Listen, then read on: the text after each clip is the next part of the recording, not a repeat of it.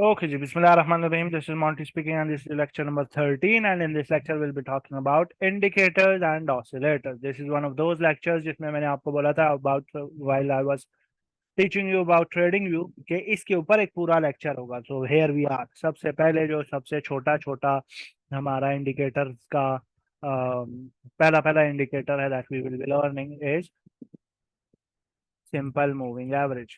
ठीक है? सबको पता है average क्या होती है?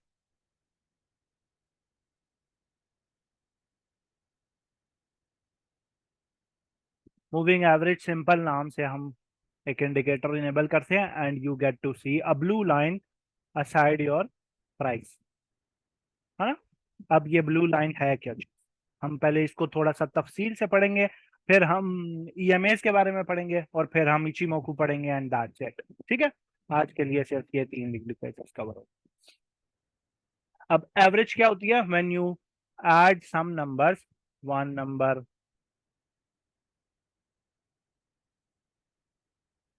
प्लस दूसरा नंबर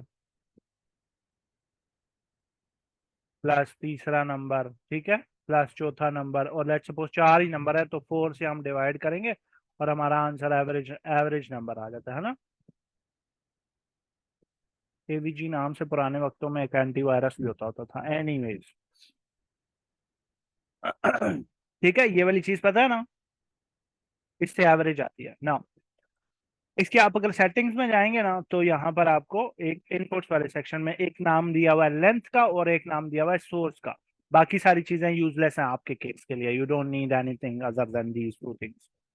लेंथ दी हुई है और सोर्स दिया हुआ है, ठीक है। अगर मैं सोर्स ओपन रखता हूँ लेंथ चेंज हो जाएगी, अगर मैं सोर्स को HL2 करता हूँ, कुछ और कहीं और शिफ्ट करता हूँ, मैं किसी और जगह पे लेके चलता हूँ तो आंसर चेंज होगा, but you don't do that, you just keep it at close.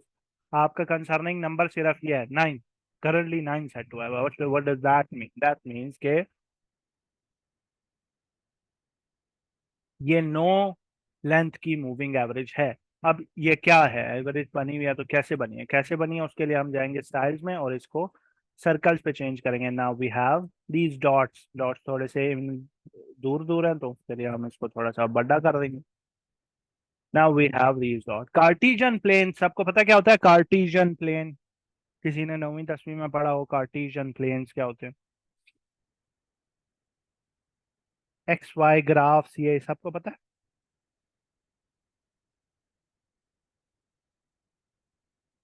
उसके एक साइड पर एक इंडिपेंडेंट वेरिएबल होता है, ये वाला, और राइट साइड पर डिपेंडेंट वेरिएबल होता है। जो ऊपर नीचे मूव हो रहा होता है वो डिपेंडेंट होता है और जो लेफ्ट राइट मूव हो रहा होता है वो इंडिपेंडेंट होता है ना। मैथ पढ़ा रहा हूँ मैं आपको, है ना।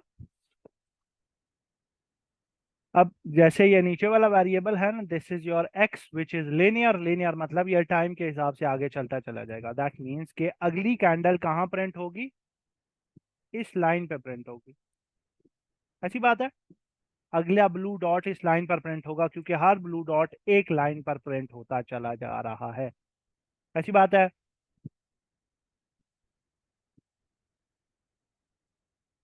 ऐसी बात है।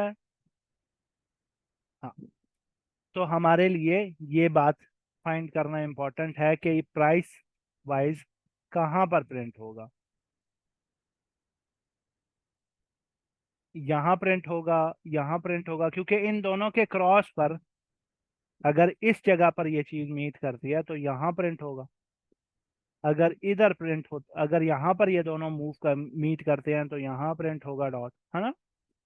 तो इस डॉट के प्रिंट होने की लोकेशन हमें चाहिए और वो लोकेशन हमें किससे मिलेगी, इस स्केल से, that is the price scale. ठीक है, ये वाली बात क्लियर है कि हमें प्राइस स्केल को एक्सप्लोर करना है। और प्राइस स्केल के लिए हम क्या करेंगे, हम इसकी सेटिंग्स में देखेंगे कि इसका सोर्स क्या है क्लोज और लेंथ क्या है 9। दैट मीन्स कि मूविंग एवरेज जो ये कैलकुलेट हुई हुई है वो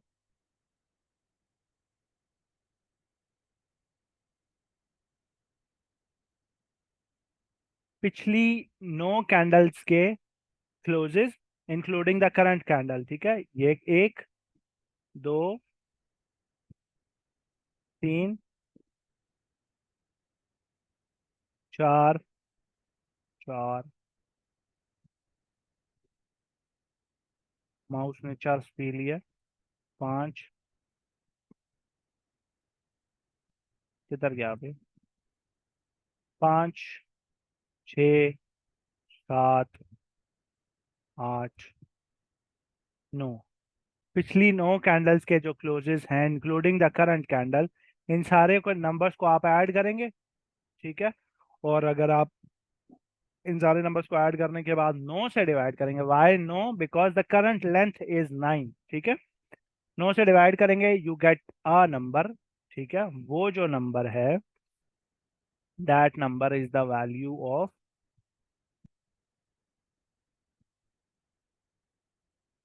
दिस डॉट, ये जो करंट डॉट है, दैट इज एट 21.92। ठीक है। ठीक है।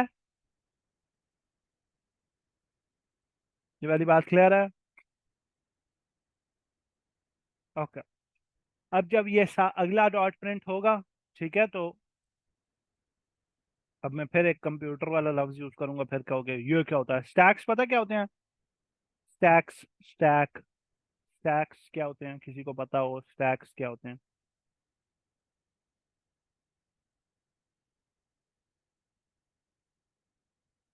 हाँ। फर्स्ट इन फर्स्ट आउट पता है क्या होता है? फाइफो पता है क्या होता है? First in first out, first in last out, ये चीजें पता है क्या होती है? अब मैं लंबी कहानी में चला जाऊंगा।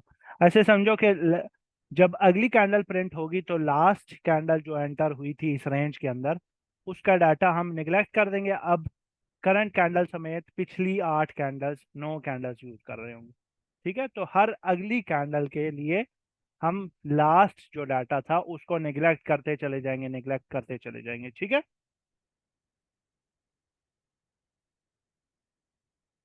ओके। इससे ये होता है कि प्राइस में एक एवरेज बरकरार रहती है, और वो एवरेज आपको बेसिकली इन सारे डॉट से शो हो रही है, और इन डॉट्स को एक लाइन से जोड़कर ये लाइन प्रोड्यूस हो जाती है, and this line is your dynamic support and resistance on the price. Tata. ठीक है। समझ आ गया?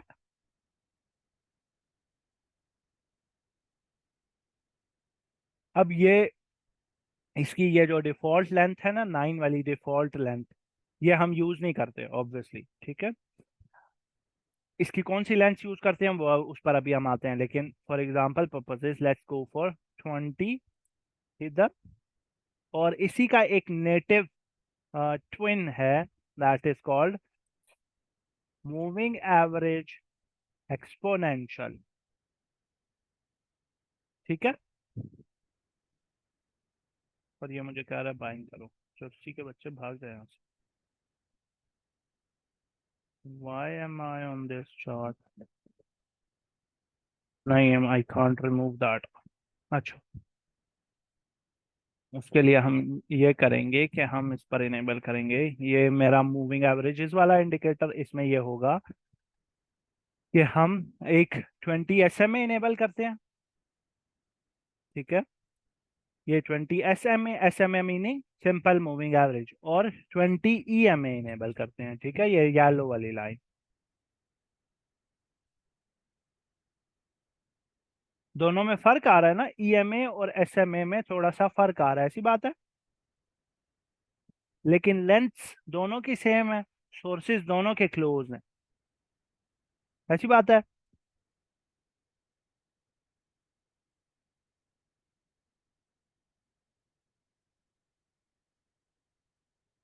अच्छा। अब SMA भी एक सपोर्ट एंड रेजिस्टेंस होती है, और EMA भी एक सपोर्ट एंड रेजिस्टेंस होती है। आपकी मर्जी है, जो मर्जी यूज करें।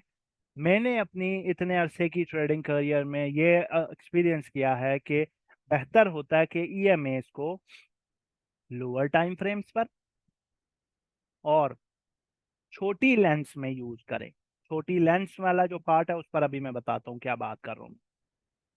लेकिन ये जो दो क्लॉजेस है ना, कि लेंथ कितनी रखनी है और कितने टाइम फ्रेम पर यूज करना है, तो SMA को आपने हायर टाइम फ्रेम पर बड़ी लेंथ से यूज करना है, और EMA को छोटे टाइम फ्रेम पर छोटी लेंथ से यूज करना है। ठीक हो गया? ईएमए और एसएमए में की डिफरेंस ये है कि एसएमए जो है वो सिंपल मूविंग एवरेज है, obviously for simple purposes. Exponential function पता क्या चीज होती है? एक्सपोनेंशियल फंक्शन, अब थोड़ा सा मैथ पढ़ लिया होता तो शायद कुछ। मैं लिख के दिखाता हूँ, don't worry about that. EMA को की एसएमए की कैलकुलेशन में ना आप बस नंबर्स ऐड करके 4 से 9 से 20 से डिवाइड कर देते हैं, ठीक है। लेकिन ईएमए में आप हर नंबर को डिवाइड करने से पहले एक एक्सपोनेंशियल फंक्शन से गुजारते हैं, ठीक है। वो बड़ा सारा एक एक्सपोनेंशियल फंक्शन होता है, उसको छोड़ो।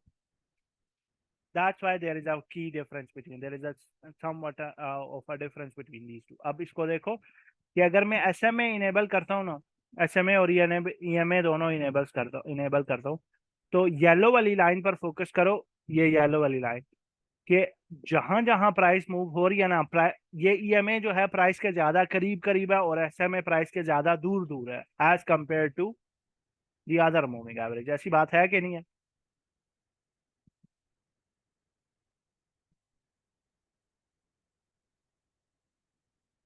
EMA is more sensitive to the price. Price नीचे जाती है, ईएमए क्विकली फॉलो करती है। प्राइस ऊपर जाती है, ईएमए क्विकली फॉलो करती है, ठीक है। Because this type of behaviour of price के प्राइस क्विकली मूव हो, ये बिहेवियर हम लोअर टाइम फ्रेम्स पर एक्सपेक्ट करते हैं। That's why EMA is suppose to be used at lower time frames, ठीक है। अब ये वाली बात आपको समझ आ चुकी है कि ईएमए हम लोअर टाइम फ्रेम पर यूज करेंगे और ईएमए जरा क्विक होती है, ठीक है। अच्छा, अब हम डिफरेंट एसएमए को आपस में कंपेयर करेंगे, ठीक है। एक की लेंथ 20 है, एक की लेंथ 50 है, एक की लेंथ 100 है, एक की लेंथ 200 है, ठीक है। सारी एसएमए हैं। अब ये सारी मूविंग एवरेजेस हैं। अब देखो ये 20 है, 50 है, 100 है और 200 है। इन चारों मूविंग एवरेजेस में आपको क्या लग रहा है, क्या फर्क है? सेंसिटिविटी का फर्क है, ऐसी बात है। 200 SMA is very smooth as in that case, और जो 20 SMA है that is relatively quicker, more sensitive, ठीक है। तो लोअर लेंथ मतलब ज्यादा सेंसिटिव होगा, ठीक है।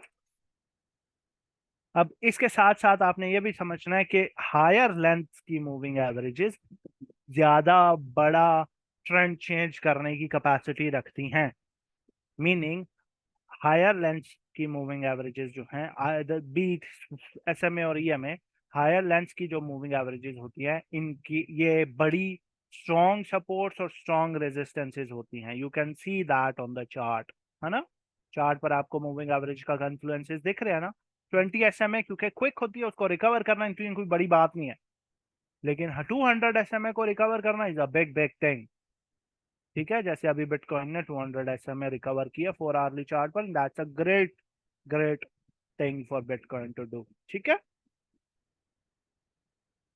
ठीक है, तो ये आपकी वो ये मूविंग एवरेजेस वो आपका टूल होता है जो कि एक आपको moving supports and resistances provide कर रहे हैं, ठीक है। ये सपोर्ट्स रेजिस्टेंसेस आपको ड्रॉ नहीं करनी पड़ती। So now to the point where we learn कि हमें कौन सी मूविंग एवरेजेस कितने लेंथ की कौन से टाइम फ्रेम पर यूज करनी चाहिए।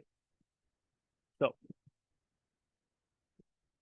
एसएमए हायर टाइम फ्रेम्स पर मैं प्रेफर कर रहा होता हूँ, 4 आवरली पर, डेली पर, समटाइम्स 1 आवरली पर भी, लेकिन वीकली पर, ठीक है।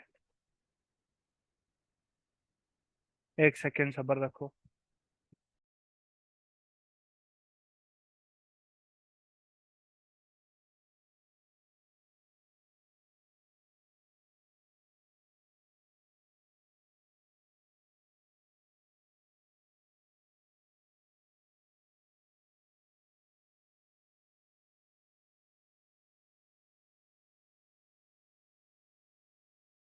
Sorry I had to go open the main gate. अच्छा, एसएमएस जो है वो हमको इन टाइम फ्रेम्स पर यूज करनी है, और मैं प्रेफर करता हूँ कि एसएमए में 50 या 55, इन दोनों में से कोई सी भी यूज की जा सकती है, ठीक है। 100 और 200 ये मूविंग एवरेजेस में यूज करता हूँ। 50 55 में इतना कितना फर्क नहीं होता। बेहतर है 50 यूज करें या 55 यूज करें, एक ही पॉइंट है, इतना कोई फर्क नहीं होता, ठीक है। ईएमएस के केस में लोअर टाइम फ्रेम्स,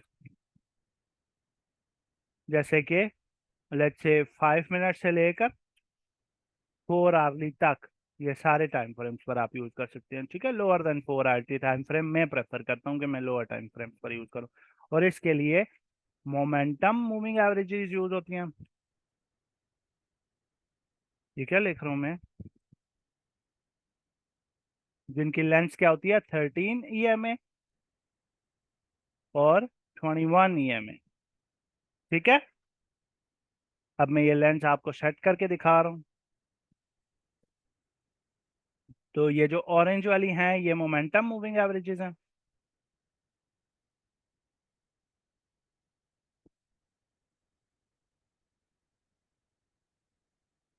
ये ऑरेंज वाली नहीं छेड़नी।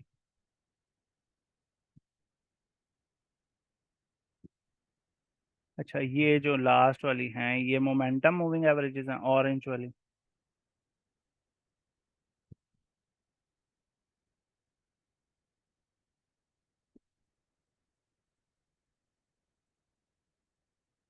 ठीक है।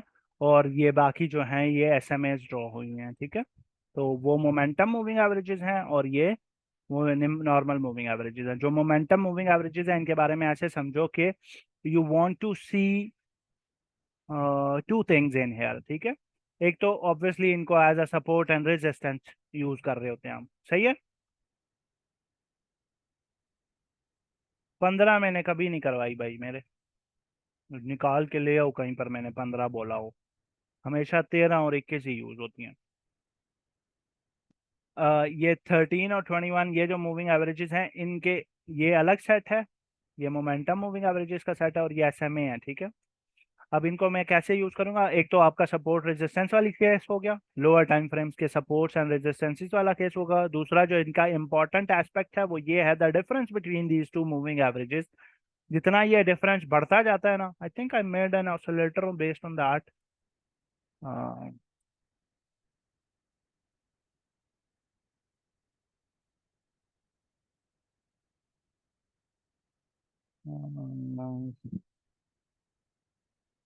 think I made an indicator based on that. ये सारी हैं मेरे इंडिकेटर्स हैं, तो क्या रश लगी हुई है उधर भी।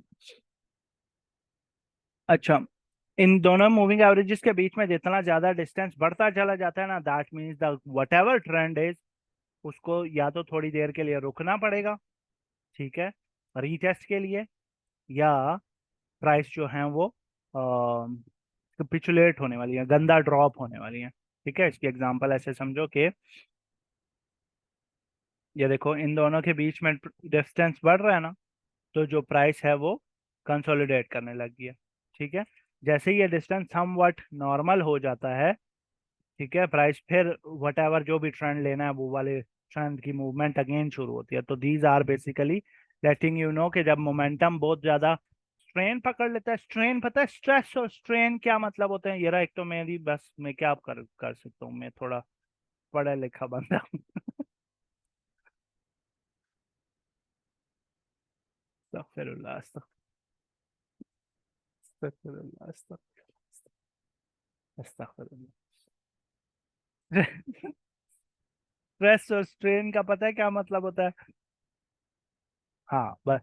तो जब वो स्ट्रेन सेंस में जा रही होती है ना, जो डिस्टेंस है इन दोनों के बिटवीन वो स्ट्रेन वाले एरिया में जा रहा है। स्ट्रेन मतलब जब टू मच स्ट्रेस, इलास्टिक नहीं होता, इलास्टिक जो नाड़ो शाड़ी की जगह पे डाला जाता है। हाँ। वो उसका एक पॉइंट होता है ना, उसको एक अच्छा वैसे गंदी एग्जांपल नहीं देनी, स्प्रिंग जो होता है ना, स्प्रिंग, उसका एक पॉइंट होता है ना कि अगर वो उससे ज्यादा आप उसको एक्सटेंड कर दो ना फिर वो वापस नहीं आता, ठीक है, उसकी वो स्ट्रेन लिमिट होती है, ठीक है। लेकिन उससे पहले तक, और वो आपको हाथ में फील हो रहा होता है कि अगर इससे ज्यादा मैंने खींच दिया तो वो रोला हो जाएगा, ठीक है। हाँ। अब इसको ऐसे समझे कि ये उसकी ना ये इलास्टिसिटी है इसकी। अगर तो मोमेंटम अगर तो इनके बीच का डिस्टेंस कुछ ज्यादा बढ़ने लग जाए ना, तो these momentum moving averages try to hold the trend, के प्राइस जहां है वहां कंसोलिडेट करे before it starts taking another leg down. देखो कंसोलिडेशन हो रही है ना, उसकी वजह से इन दोनों के बीच का डिस्टेंस कम हो चुका, उसके बाद लेग डाउन चलिए। ठीक है। मोमेंटम मूविंग एवरेजेस की एक और ब्यूटी ये है कि अगर तो एक अच्छा ट्रेंड, जो एक मूविंग ट्रेंड है ना, वो अगर उसने कंटिन्यू करना है, either it is a down trend और एन अप ट्रेंड, प्राइस इससे ज्यादा दूर ना जाए, मोमेंटम मूविंग एवरेज ज्यादा खुले ना, प्राइस आए करीब इसके, रीटेस्ट दे फिर वापस चली जाए, फिर रीटेस्ट दे फिर वापस चली जाए। ठीक है, यहाँ पे देखो अभी करंट केस में हम ये चीज एक्सपेक्ट कर सकते हैं ना कि प्राइस को बेहतर है कि रीटेस्ट दे दे। अगर तो अभी रीटेस्ट ना दिया ना, तो अगली बार जब दूर जाके रीटेस्ट लेने आती है ना प्राइस, ये इसको होल्ड नहीं करने देती, ये रिजेक्शन पकड़ लेती है। देखो अगर अभी रीटेस्ट, यहाँ रीटेस्ट दिया है, तो अच्छी बात है, प्राइस ऊपर पंप बहुत ज्यादा ऊपर कर गया, ये स्ट्रेस इसके हाथ से निकल गया, प्राइस आप रीटेस्ट देने आई है, लूज कर गई है, होल्ड नहीं कर सकती प्राइस इसको फिर। ठीक हो गया। सॉरी अबाउट दैट, आज वैसे 12वीं वालों का 11वीं वालों का फिजिक्स का पेपर था तो। अच्छा, moving averages, I hope we have learn enough about that. Now to the Ichi. ठीक है, इची के बारे में पढ़ेंगे आज हम, सिर्फ आपको इची का एयर ओवरव्यू देंगे। सब बंदे डिस्कॉर्ड खोलें, जल्दी जल्दी जल्दी जल्दी डिस्कॉर्ड खोलें, जल्दी जल्दी जल्दी जल्दी। हाँ डिस्कॉर्ड खोल लिया, डिस्कॉर्ड में एडवांस रिकॉर्डिंग में जाएं, लेक्चर नंबर 103 है, इशिमोकू क्लाउड इंडिकेटर नाम से। इस लेक्चर के बाद वो वाला लेक्चर लाजमी देख लेना, for an in depth explanation of the what the hell is this indicator. ठीक है। आई थिंक ये रिकॉर्डिंग, ये मैंने पढ़ाया था कुछ 2 साल पहले। ओ नाइस, अक्टूबर 26, 2022, ग्रेप्स। ठीक है। ये वाला इचिमोकू का जो वो है क्लाउड इंडिकेटर जो है वो देख लेना। ठीक है। हम इसको इसका ओवरव्यू मैं बताऊंगा, ताकि आपको रिफ्रेश भी हो जाए कि क्या क्या चीज़ें थी जो जिन्होंने पहले देखा हुआ है, और जिन्होंने पहले नहीं देखा हुआ उनको पता लग जाए कि how powerful this indicator is. ठीक है। 103 नंबर है एडवांस रिकॉर्डिंग्स में, 103 इचिमोकू क्लाउड इंडिकेटर नाम से। 103, 103। आपने इंडिकेटर्स में जाना है, उधर लिखना है इचिमोकू, ICHIMOKU क्लाउड। ठीक है, इचिमोकू क्लाउड। इसको इनेबल करोगे तो सामने आपके कुछ ये हरकत आ जाएगी, ऐसे करके फुलजा सिंह सिंह ये आ जाएगा। ठीक है, डरना नहीं है, अभी साफ करते हैं इसको। हाँ जी, हिक सोतरे। ठीक है, ये आ जाएगा। अब आपने सबसे पहला क्या काम करना है, इसकी सेटिंग्स में जाना है। 9 को, ये जो कन्वर्जन लाइन है ना, इसको पता क्या कहते हैं इचिमोकू की जुबान में, ये जापानीज इंडिकेटर है। 9 को 20 कर देना है, 26 को 52 कर देना है, जो लीडिंग स्पैन है इसको 120 कर देना है, और इसको 60 कर देना है। ठीक है, इसको भी वैसे 60 करना है। ठीक है, ये लेंस रखनी है आपने। ये वाली बात क्लियर है।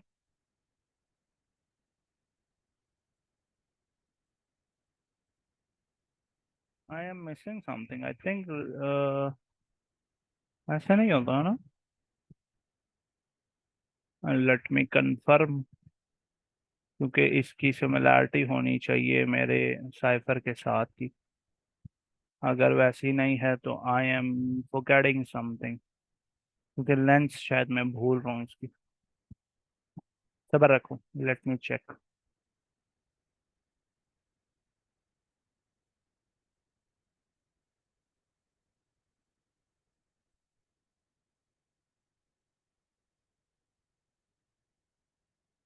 और साईं फिर वाइट खुल जाएगा।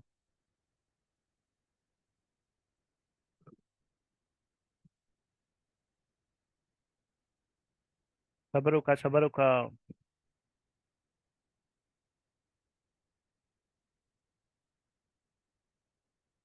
वाइट को काला करते हैं पीछे से।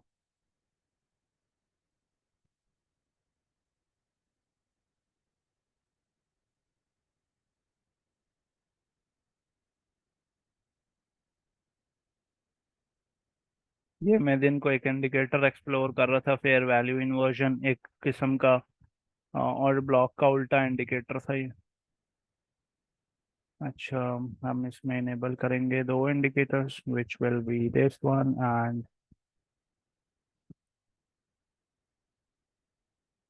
Let me confirm the length if I am not wrong. इसके उसमें जाके ऑसिलेटर में जाके चेक कर लेते हैं।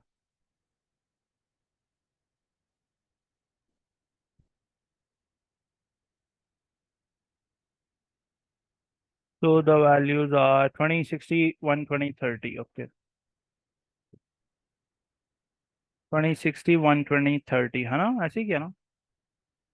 20, 60, 120, 30, 20, 60, 120, 30। अच्छा, हाँ, I thought I missed it. 30। हाँ, now it seems more valid। 20, 60, 120, 30 और स्टाइल में जाकर आपने ये कन्वर्जन लाइन, बेस लाइन, इनके अलावा ये तीनों को डिसेबल कर देना है। और बैकग्राउंड जो है वो अपने हिसाब से चूज कर दे, मेरे हिसाब से इतना ही, यही काफी है। ठीक है, और इसको सेव एज डिफॉल्ट कर दे। ठीक है। ठीक है। इसमें जो कन्वर्जन लाइन है ना, इसको टेनकेन सेन कहते हैं, सबको पता है ये वाली बात। इसको टेनकेन सेन कहते हैं। ठीक है। और जो बेस लाइन है, द ब्लू वाली लाइन, इसको कीजन सन कहते हैं। ये ब्लू बेस वाली लाइन जो है, इसको कीजन सन कहते हैं। और जो कन्वर्जन लाइन है, जो ब्लू वाली लाइन है, दिस इज कॉल्ड टेनकेन सन। ठीक है।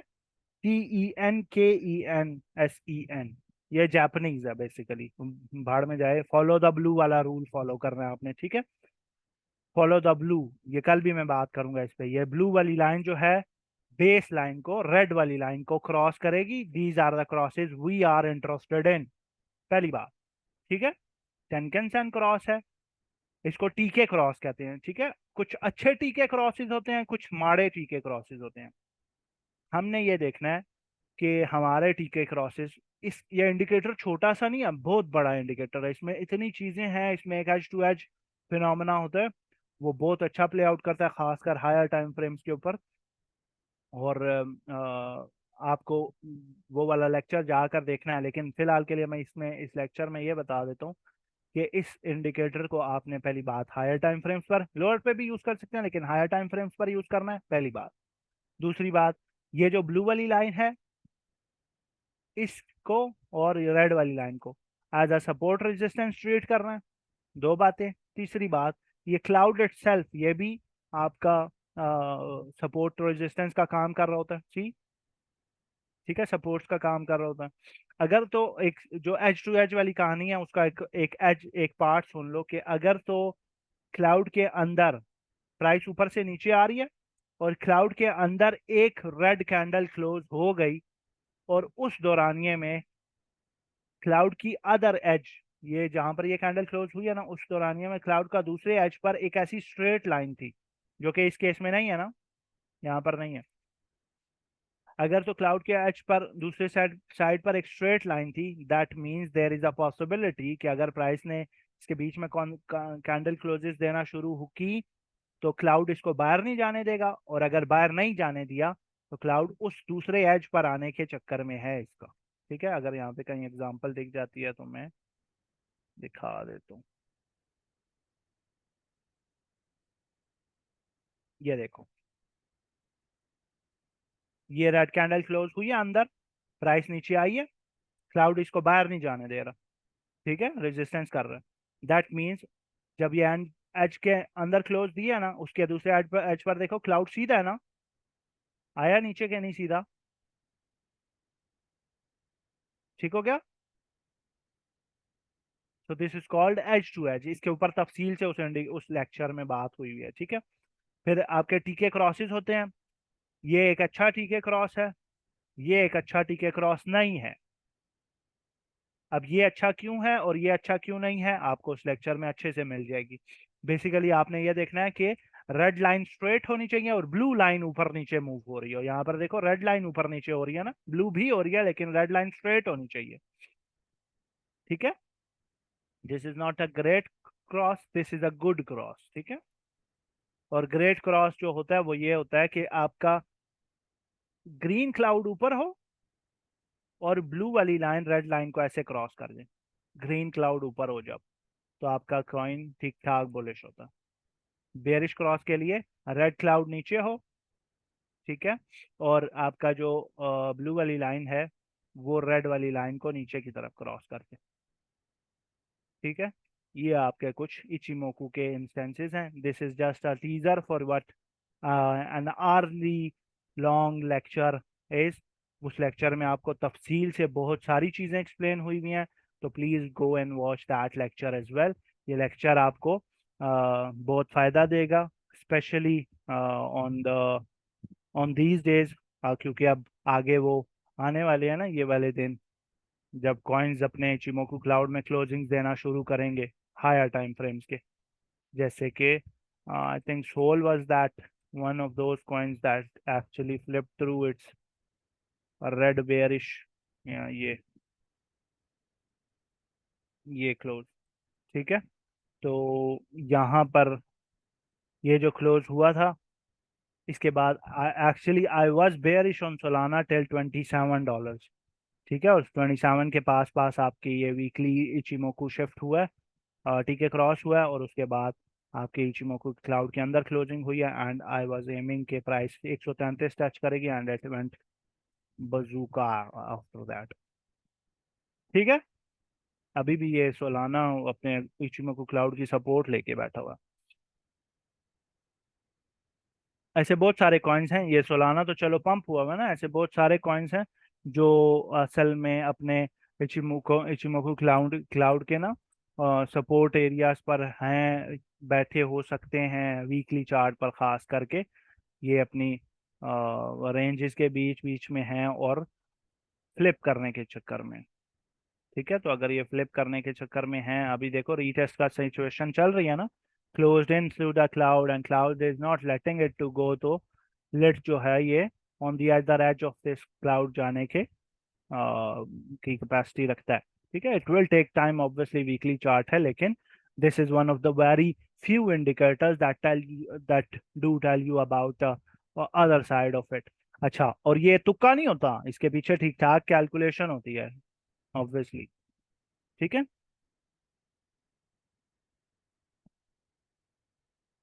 ठीक हो गया। And with that said this ends today's lecture. I hope you find it interesting enough. मिलते हैं आपसे नेक्स्ट लेक्चर में। किसी का क्वेश्चन है तो पूछो।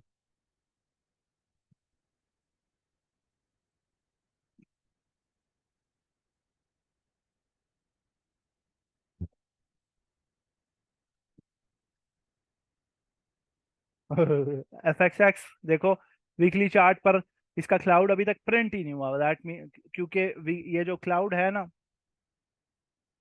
क्लाउड की सेटिंग्स में देखो हमने क्या किया है कि ये जो क्लाउड प्रिंट होता है ये आपकी लीडिंग स्पैन और ये जो दो लाइनें हैं ना, लीडिंग स्पैन ए और लीडिंग स्पैन बी, इन दोनों लाइन से मिलकर बन रहा होता है, ठीक है। तो लीडिंग स्पैन ए और बी जब तक ये पूरे प्रिंट नहीं होते, लीडिंग स्पैन ए जो है वो इस बेस लाइन से प्रोड्यूस किया जाता है, और लीडिंग स्पैन बी जो है वो उसकी लेंथ 120 है। अब इस पर 120 कैंडल्स टोटल प्रिंट ही नहीं हुई भी, यहाँ तक 120 कैंडल्स हैं, ये इधर तक है ना, देखो 120 कैंडल्स हैं या नहीं, 140 समथिंग बार्स, 140 40 40, ये इधर तक, इधर से, हाँ इधर कहीं से, और ये 120 बार्स ये हैं, ठीक है। और इससे आगे 30 कैंडल्स आगे ये इचिमोकू को हमने लीड किया हुआ है, लीडिंग स्पैन जो रखा हुआ है ना, 30 कैंडल्स आगे, 28 29 30, ठीक है। तो 30 कैंडल्स आगे आपने इसको, लीडिंग स्पैन बेसिकली ये होता है, ये देखना आपको अगर मैं यहाँ लाइव दिखाता हूँ, इसको अगर मैं पीछे छोटा करूंगा, ये जो जितना भी क्लाउड है ना ये पीछे मूव होना शुरू हो जाएगा। कुछ कैलकुलेशन में फर्क नहीं आ रहा, लेकिन वो पीछे आ रहा है, इसको यूजुअली 30 पर रखते होते हैं कि 30 कैंडल्स बाद की इंफॉर्मेशन प्रिंट हो, ठीक है। ये फ्यूचर नहीं प्रेडिक्ट कर रहा, this is basically predicting the cloud, लेकिन उसकी जो इंफॉर्मेशन है वो यहाँ प्रिंट हुई हुई है, और उसको लीडिंग प्रिंट किया हुआ है, आगे करके प्रिंट किया हुआ है,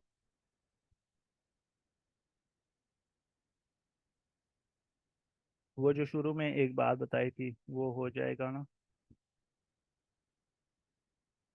हाँ सर, इसी को अब कॉन्फ्रेंस में शामिल कर लें, देन अब शामिल कर लें। What do you mean by अब? 4 hourly and above, yes. Momentum moving average का बता दें इनका क्या इंपॉर्टेंस है, और ये चेक टाइम फ्रेम, और ये छोटे टाइम फ्रेम पर इफेक्ट अच्छा काम करती है। हाँ जी, छोटे टाइम फ्रेम पर अच्छा काम करती है, और आपने ये देखना होता है कि इनके एक हेल्दी ट्रेंड जो है वो इसको रीटेस्ट करता हुआ ऊपर जाए, ना कि इसको छोड़कर ऊपर जा रहा हो। ठीक है। किसी भी इंडिकेटर को क्या टाइम फ्रेम पर यूज करना चाहिए for a swing high margin trade? Chandler Chandler exit indicator. Chandler exit जो है वो एक पुअरली कोडेड इंडिकेटर है इन माय ओपिनियन, ऑब्वियसली। और जो बेहतर तरीका है एग्जिट्स लेने का, वो चार्ट में जब टीपीज हिट हो रही हों उस हिसाब से बेयरिश कन्फ्लुएंसेस ढूंढें कि हाँ जी एक्चुअली मुझे यहाँ पर ट्रेड से बाहर आना चाहिए, यानी तब एग्जिट हो। और अगर आप स्विंग्स ढूंढ रहे हैं तो जनरली बेहतर यही होता है कि हायर टाइम फ्रेम्स पर ही इंडिकेटर्स यूज करें। अल्फा टाइम में कैसे यूज कर सकते हैं? 2,000 रुपया फी महीना उसकी फीस है, निकालो। सर तो फिक्सर्स की वीकली पर बिल्कुल बॉटम की हुई है तो अच्छा ऑप्शन है। हाँ हाँ, ऑप्शन अच्छा है। सर आप कौन सा इंडिकेटर यूज करते हैं प्लीज? सर मैं बहुत सारे इंडिकेटर्स यूज करता हूँ। वैन ऑल्स रैली, और ऑल्स की रैली के बारे में अपडेट जाके पढ़ो। लॉन्ग स्कैल्प के लिए यूज कर सकते हैं। हाँ जी। 20 भाई, आपने एससीआई का सिग्नल का बताया था नीचे, और ब्लॉक था किस टाइम फ्रेम पे? 5 मिनट का टाइम फ्रेम था आई थिंक वो। ईएमए और मोमेंटम मूविंग एवरेजेस दोबारा बता दें, posting third time.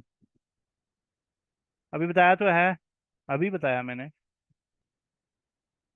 Third time क्या मतलब? अभी अभी बताया है। हाँ, एलटीएफ पर यूज हो सकता है लेकिन क्रेडिबिलिटी कम हो जाती है। प्राइस में मोमेंटम का कैसे पता लगता है? फॉर एग्जांपल, बड़ी कैंडल बड़े वॉल्यूम के साथ प्रिंट हो।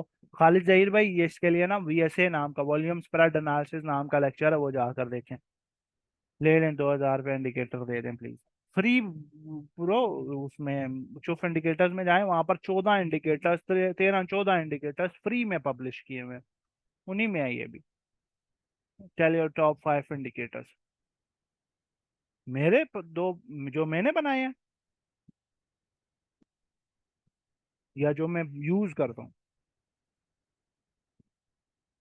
सर वो जो आपका मॉडिफाई खुफिया इंडिकेटर साइफर, उस पर भी तबसरा कर लें। कोई खुफिया नहीं है। $600 का एक वो इंडिकेटर का पैकेज है, जाके ले लो अगर ले सकते हो। नहीं तो वो फिर काम चलाना पड़ता है। मैंने तो रिवर्स इंजीनियर किया हुआ है। सर आपका बेस्ट इंडिकेटर कौन सा? आरएसआई से बेहतर कोई इंडिकेटर नहीं है मेरे ओपिनियन के मुताबिक। मोंटी भाई, नस्ली इंडिकेटर्स बता दें। आरएसआई यूज करना सीखें, एवं मैं भी अभी एंट्री ले सकता हूँ सर, प्लीज गाइड। उतनी एंट्री लें जितना लूज करने के लिए तैयार हैं। जो यूज करते हैं वो बता दें। मैं साइफर यूज करता हूँ, जो 2 इंडिकेटर्स का सेट है। मैं और आरएसआई और मूविंग एवरेजेस जिस तरह आपको अपडेट्स देता हूँ वो, जो आप तो मैं बता चुका हूँ, टॉप 5 जो यूज करते हैं। बड़ी भाई, I have bought Doge on average of 0.19 and invested about $2,500 for the penny for these years, is good to hold? हाँ जी, मैंने भी होल्ड करके रखा हुआ है। Buy R N D R T X I etcetera, what you guide me? नहीं नहीं, hold रखें, कुछ नहीं होता। आरएसआई ट्रेंड में ठीक ठाक काम नहीं करती। हाँ, तुम कल वाली क्लास में आना, तुमको मैं आरएसआई के जादू दिखाऊंगा। लास्ट सवाल, सुबह उठेंगे तो बीटीसी 67 हिट कर चुका होगा ना? चल कणा। सर बीटीसी 200 SMA को रिटेस्ट कर सकता है? हाँ जी, दोनों चांसेस है ना। कल तो वो बड़ी बात क्लियर थी कि मूविंग एवरेजेस आ रहे हैं, वो मोमेंटम प्रोड्यूस हो रहा था वॉल्यूम के हिसाब से, तो आई सेड के मैं अभी भी कायम दायम हूँ रात को जब मैंने अपडेट दी थी कि प्राइस पंप होगी। तो अगर आपने वो मेरी बात सुन ली थी तो अभी आप प्रॉफिट्स में हो गए। Even I my self took that trade and I am in good profits right now. तो अब जो डेली पर है, 4 hourly डेली पर हेड एंड शोल्डर प्रिंट हो रहा है, उसका कुछ कहानी होगी। अगर तो रीटेस्ट हो गया तो ठीक है, नहीं तो रीटेस्ट हुआ तो वो फिर LPSY की तरफ जाएगा, लास्ट पॉइंट ऑफ सप्लाई की तरफ। डीसी करके यूएसडी रखे थे BTC और ईद के लिए, तो कहाँ पे एंट्री ली जा सकती है? अगर तो आप ऑल इन की बात कर रहे हैं तो ऑल इन तो मैं तो 68.8 thousand के ऊपर बिटकॉइन क्लोजिंग्स देगा तब ऑल इन जा सकता है। NGL 1.39 पे एवरेज बाइंग की है, अच्छा प्रॉफिट देगा इंशाल्लाह। मोटी भाई इच्यू की प्रेफरेंस कैंडल्स पे अच्छी रीडिंग देता है या हाइकन पे? बेहतर है कैंडल्स पर ही यूज करें, हाइकन एशी पर भी ठीक ठाक चल जाता है, लेकिन बेहतर है उस पर यूज करें normal candles. LPSY abbreviation last point of supply, मतलब एक मोटी रेजिस्टेंस। तो जिसने लॉन्ग खोले हुए हैं 63,200 के नज़दीक, 200 SMA के नज़दीक, तो प्रॉफिट ले ले उस तरह। हाँ, अगर स्विंग नहीं खोला हुआ, सिर्फ लॉन्ग वो समवट वो खोला हुआ है, स्कैल्प स्कैल्प खोले हुए हैं, डे ट्रेड खोले हुए, फिर बेशक प्रॉफिट बुक करें, प्रॉफिट टेकिंग किया करें।